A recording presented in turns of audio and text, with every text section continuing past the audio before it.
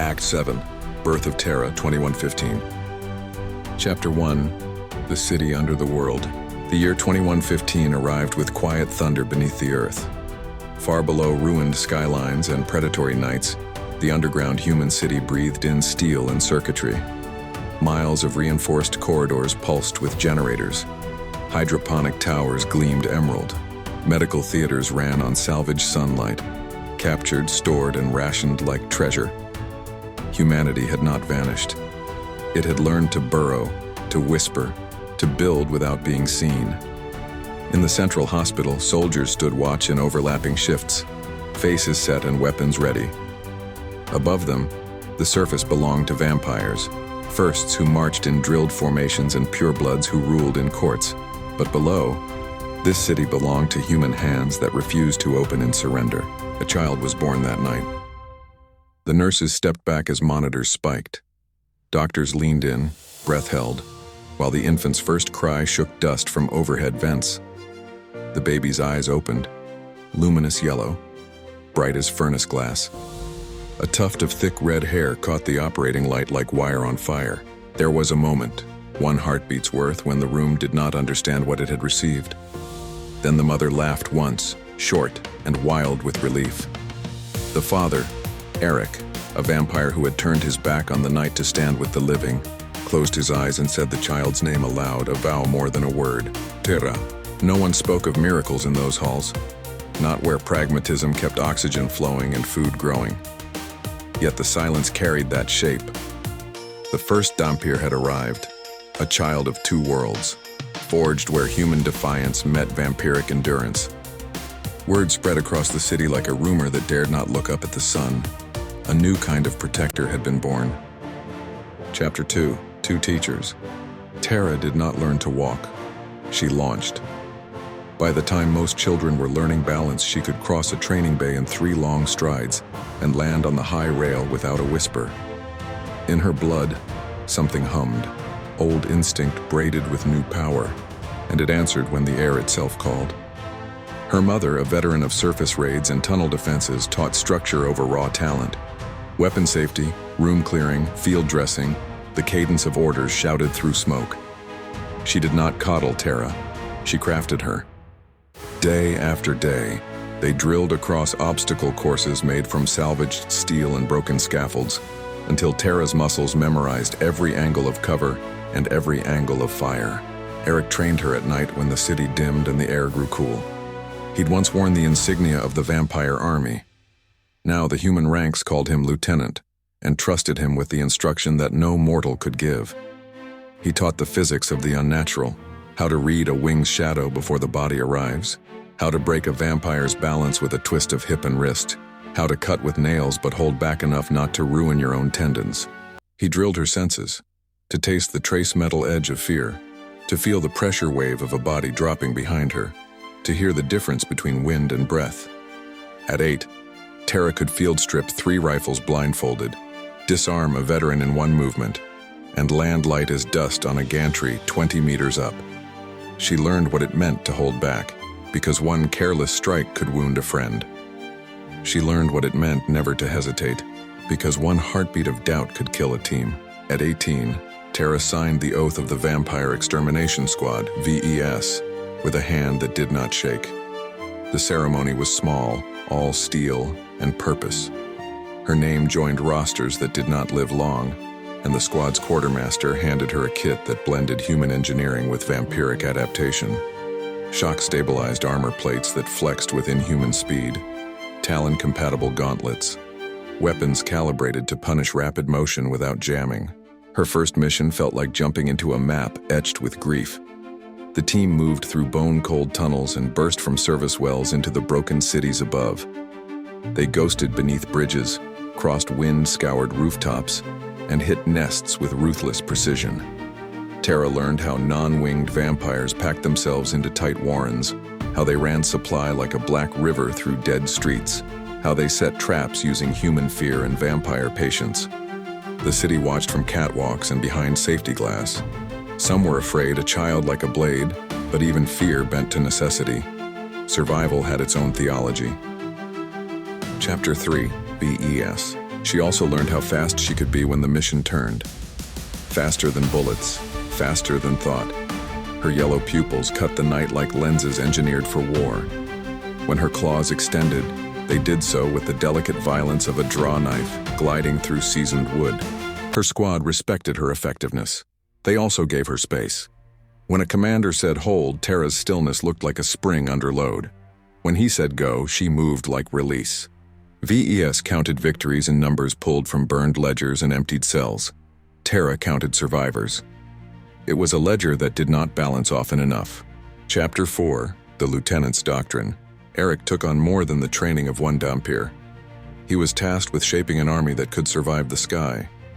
Humans and Dhampirs drilled together in blended formations, shield lines that anchored under vampire charge, breachers who knew where fangs would go, snipers trained to read a wing's angle and lead for a cut across an arc, sappers who planted charges where bat-like glide would bring weight down hardest.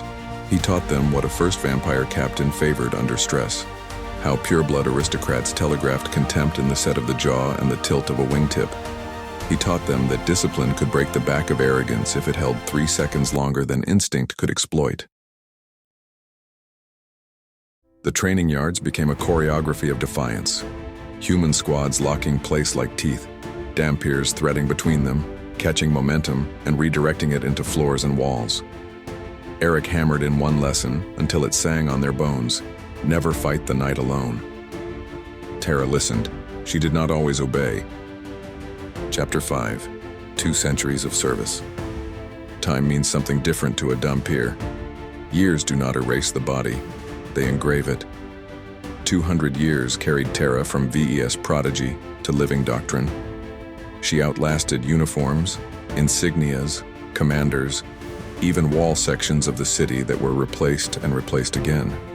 She fought through winters that bent steel like grief and summers that filled tunnels with electric storms. She learned to fly without wings across urban canyons, to step into a fall and force the air to hold her.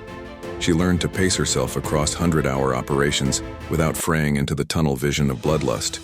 She learned to carry the dead without forgetting why the living needed her calm. When the council elevated her to general of the Black Sun Vanguards, the most elite chapter of the human army, the announcement was read simply: names followed by duty. But in the mess halls and armories, the air moved different. The vanguards wore a split circle, black for the night that took, gold for the day they meant to reclaim. Tara put that insignia on, then went back to work. Rumor followed her like slipstream. Some said she could read the air and name every breath within a block. Some said she could hear a pureblood's heartbeat from a mile out. None said she slowed once a mission began. Her own squad respected and feared that intensity. They had seen her take a breach alone when a second would have put 2 teams at risk. They had also seen her sit beside a wounded private, unblinking, counting their breaths until the medics got the bleeding under control. Tara did not ask permission to be relentless. She asked whether the relentless path protected more than it cost. When it did, she took it. Chapter 6, The District and the Deal. Recon brought a problem to her desk. A vampire district, dense, fortified, run by non-winged captains with efficient supply and fast internal lines. Worse, aerials caught a silhouette that did not belong to the ground troops. A winged aristocrat coming and going at nightfall, landing on reinforced rooftops received by courtiers like the old world's dukes. Name, Cortex, height 7 feet, hair long black, sunlight tolerance aristocratic, objective unknown. The pattern looked like commerce, not conquest, a pureblood doing business with firsts. The council would not allow a bridge between aristocrat courts and ground armies to thicken. They put the order through: cut the district, sever the link, don't let money harden into policy. The Black Sun Vanguards prepped, and the air wing rolled in support. A flight of B-12 fighter jets with lightning in their engines, ripping the night open. Precision strikes stitched bright seams along load-bearing spans and munition caches. Buildings coughed dust, and then folded inward in practiced silence. That was when the air changed. Chapter 8, Cortex. Cortex stepped from the mouth of shadow onto a mid-rise parapet, wing membranes catching the glow of fires like lacquer. He looked down, not as a hunter sighting prey, but as a landowner surveying trespass. Aristocratic stance, dismissive angle of chin, the whole ritual of contempt made flesh. In Tara's earpiece, Eric's voice came through in compressed calm. "You have a winged target. Do not engage without lift and support. Confirm." Tara's pupils narrowed to thin segments of gold. The arithmetic of risk multiplied and reordered itself in her skull. Evac lanes, jet cycles, team positions, the time it takes for an aristocrat to close distance on a standing start. She could wait. She could request the net. She did not. Cortex dropped with an elegance that mocked gravity. Tara met him before his boots kissed grid. He expected panic, then compliance. He received velocity. His first strikes were museum pieces, clean, devastating, framed for lessons in dominance. Tara took them on armor, redirected a steal, gave ground when she had to, stole it back when the wind turned just enough to let her. She could not fly with wings, but she knew how to make air hold for half a second longer than physics permitted. Half a second is a century in the language of knives. She bled. She ground her teeth and reset her stance. Cortex smiled, then stopped smiling when his favorite narratives failed to arrive. The kneel, the plea, the break. Tara's rage was not a bloom, it was a wire pulled tight. She did not move so much as arrive. Inside his reach, across his balance, through the angle where his arrogance left a seam. Her claws sank deep. She tore. One wing came free with a wet crack and a howl that bounced from broken glass and came back smaller. Cortex dropped to knees, convulsing, hands searching a wing that was no longer there. Tara stepped in, breath steady, blood in her hair. She extended her claws and took his head in one calm, unbroken motion. The district heard a pureblood die. What courage remained in the non-winged ranks evaporated like rain on hot steel. Chapter 9, Edges. Silence does not fall after a battle. It returns on limping feet. Tara stood in it, chest rising and falling in disciplined measure. Her squad reformed around her, weapons scanning, faces drawn tight in awe and something like caution. B-12s rolled wide and then cut power, watching for aerial retaliation that never came. Eric's voice came back over comms, quieter now, a breath more than a sentence. He had told her not to engage. She had engaged. The mission held, target eliminated, link severed, district collapsing. But the doctrine he had hammered into an army had bent around his daughter's decision, and somehow not broken. Tara gave the signal.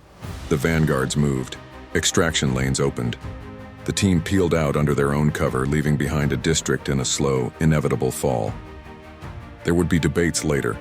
Risk versus reward, doctrine versus instinct, the line between necessary ferocity and needless gamble. For now, there was only movement, the tram of boots, and the distant thrum of engines carrying the living home. Tara walked point. Her shadow looked like a blade. Chapter 10, Wait. The underground city breathed her in with its usual practical grace. Med bays opening, armorers receiving scarred plates, quartermasters counting rounds, cooks putting heat into food that tasted like relief. Tara sat alone for 10 minutes because 10 minutes can hold a year when you let it. She stared at the blood dried into the seams of her gauntlets, at the faint, almost invisible scoring along the claw edges where aristocrat bone had resisted for a fraction of a second before parting. Across the city, young soldiers replayed the footage 3 times and then deleted it because awe can rot discipline if you let it. VES teams benchmarked timelines and updated flowcharts. The Black Sun vanguards added a line to internal doctrine. Do not mistake a legend for a plan. Eric found his daughter on an upper catwalk overlooking hydroponics, the air wet and green. He did not speak. He stood with her long enough for silence to stop hurting. Then he left to plan next week's drills. Stories wove themselves without author. In some, Tara walked through arrow fire without blinking. In others, she held up a collapsing facade with one hand while dragging a child to safety with the other. Myths grow where courage touches fear. Tara kept her squad close and her radius of motion tighter. Pride sat in her like a hot coal. Rage cooled into a tool she used only when needed. She had learned, again, that she could do impossible things. She also knew how close the edge is when you run that fast. The surface carried Tara's name as if it were weather. First, vampire captains noted it in tight scripts on orders they did not want intercepted. Aristocrat envoys hardened their travel bubbles and rerouted over safer ground. Dhampir cadets carved it into the underside of bunks where only the brave touched. The Black Sun vanguards did not promote her again. There was no up to go. They gave her the one thing rank cannot buy: latitude. A little more say in which missions to take, a little more rope to tie down monsters or hang herself with, depending on the day. Years fold differently when the horizon never clears. Terra measured time in operations, in names remembered and names carved into the quiet metal of memorial plates. She taught the next wave of Dhampirs how to feel the air speak before it screams, how to pace a heart over 3 days without fray, how to end a fight clean even when the fight will never end. Eric shifted from trainer to strategist, shaping how the human army and Dhampir's braided strengths. He codified what had once lived only in his muscles: vampire combat taught to those who did not carry vampire blood. He visited the hospital sometimes and stood in the doorway until the nurses made him leave. The city still needed miracles. He made do with doctrine. Above, pureblood courts set new rules for travel, new taxes on terror, new punishments wrapped in velvet. The first vampires reinforced their ground nets and built new tunnels where old ones fell. The war remained a conversation in steel and bone, stubborn and unswayed by speeches. Terra's legend did not outrun her work. She put on her gear and went out again. In every long fight, there is a question that returns. How much of your anger can you spend before you become what you hunt? Terra asked it each time she cleaned her claws, each time she wrote to the family of a soldier who had not come back, each time she signed off on a plan that would kill and save in ratios no one could call fair. She did not choose restraint because it was easy. She chose it because it kept humans human, Dhampirs honorable, and vampires less certain of their mythology. The enemy expected madness. Terra gave them method, yet the ember in her never cooled entirely. If a mission demanded the line to be crossed, she crossed it and made sure everyone else came home. History would one day draw a straight line from Terra to the myths that let children sleep. The first Dhampir who walked into an aristocrat's shadow and did not break. The general who taught the Black Sun vanguards to hold their ground while the night folded. The daughter who listened just long enough to ignore her father at the right time and lived to apologize by doing better the next day. Her yellow pupils became shorthand in briefing rooms for a set of parameters: speed beyond plotting, strength beyond brace, endurance that warps timetable math. Her red hair, a banner seen once in fog and never forgotten. Her name, a pressure change. There would be other battles, districts cut away from supply, courts starved of tribute, farms emptied and turned into gardens for the living. There would be losses scored in the same ink as victories. There would be years that felt like a hallway that does not end.